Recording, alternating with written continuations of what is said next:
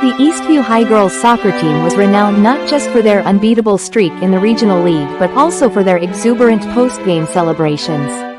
It all started at the beginning of the season when Haley, a charismatic left winger, suggested that every victory should be marked with a unique celebration, turning each match into a memorable spectacle. Their first victory was simple yet heartfelt, as the team huddled in the center of the field, hands united, shouting their motto, "Unity Invicta." But as the wins piled up, the celebrations grew more elaborate. In the fourth game of the season, after a dramatic penalty shootout, the entire squad burst into a choreographed dance routine right there on the pitch, with groovy steps perfectly synced to a blast from a portable speaker carried by their coach, Miss Thompson. The dance was recorded by a parent and soon went viral, becoming a small sensation in the community. As the season progressed, each victory added layers to their tradition. As an impromptu fashion show where each player donned humorous outfits over their uniforms, strutting down an improvised runway marked by soccer cones to the cheers and laughter of the crowd. Another time, they orchestrated a mock award ceremony, humorously honoring each other's quirks and talents, from the most likely to oversleep for prize to the best goal celebrator. The pinnacle of their creativity came during the final match, which clinched the league title. They had arranged with the school band to join them on the field post-victory. As the final whistle blew, securing their win, the band erupted into a lively tune, and the girls, joined by their opponents in a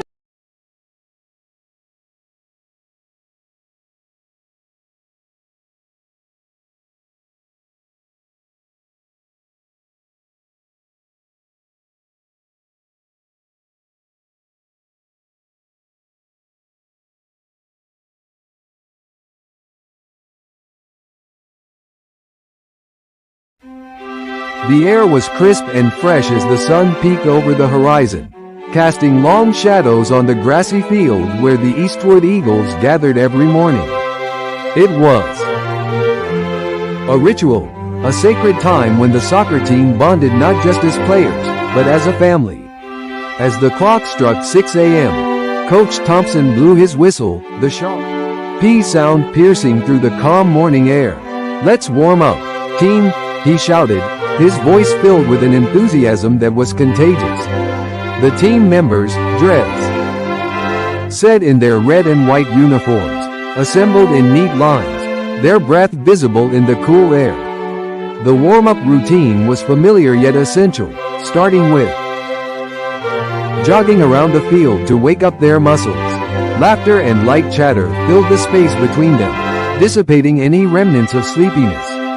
After jogging, they transitioned into stretching exercises, each player focusing on getting their body ready for the day's practice.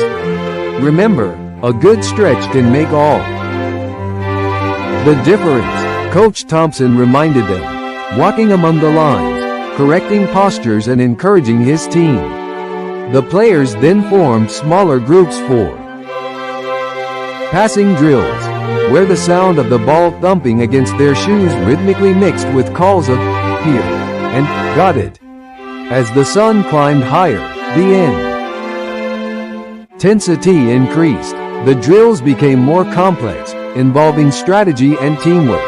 They practiced set plays, worked on their formations, and improved their footwork.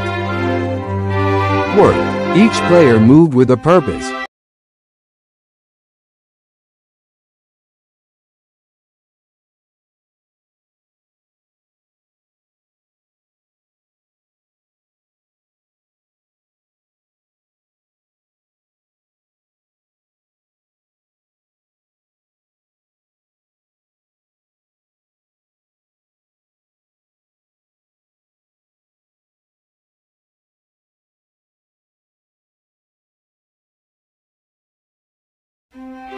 As the sun gently spilled its morning colors over the horizon, the town of Willow Creek was already vibrating with the bustling sounds of eager footsteps and lively Chatter. It was 6:30 a.m., and the Willow Creek girls' soccer team was gathering at the local park, each player fueling herself with dreams of victory and the warm sea.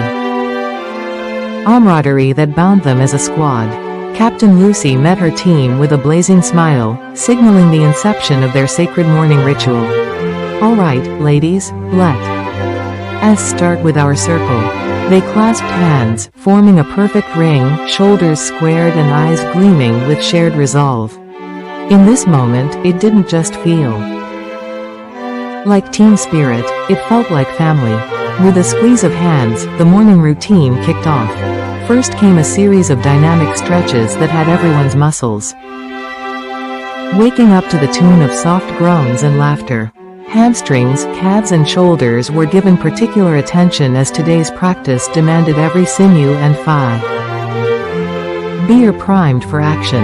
Next, jogging, a light lap around the park, shoes quietly thudding against the dew-soaked grass, breaths visible in the crisp morning air.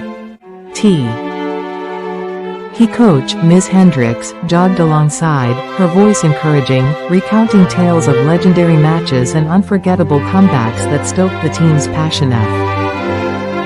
Eerie hot as sunrise, the jog transitioned into drills. Lucy led her teammates through meticulous dribbling exercises, precision passing, and synchronized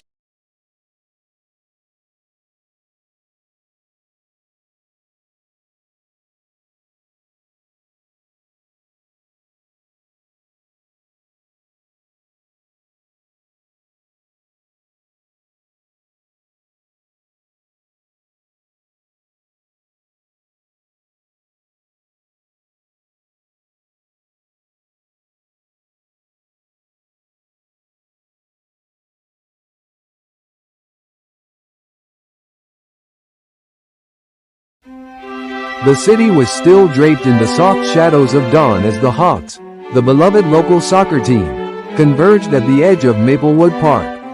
Morning mist clung to the vibrant green of the pitch, and there was a brisk freshness in the air, promising a day ripe for soccer. Javier, the captain, arrived first, a habit born from sheer enthusiasm mixed with a pinch of superstition. Under his arm, he carried a worn leather ball, a constant companion since his early days of practicing dribbles and passes. As the other players trudged onto the field, their voices and laughter slowly dispersed the quiet of the morning. "All right, Hawks, let's warm up," Javier called, setting the pace for a light jog. Around the field, the team fell in line, their breath visible in the cool air, forming an undulating dragon of athletes priming their bodies and minds. After 2 laps, Anna, the team's star forward and strategist, directed the stretching session. She moved with the grace and precision of a ballet dancer, a relic of her early training. Each stretch was held with the discipline only seasoned players possessed, and the rest of the team mirrored her meticulously.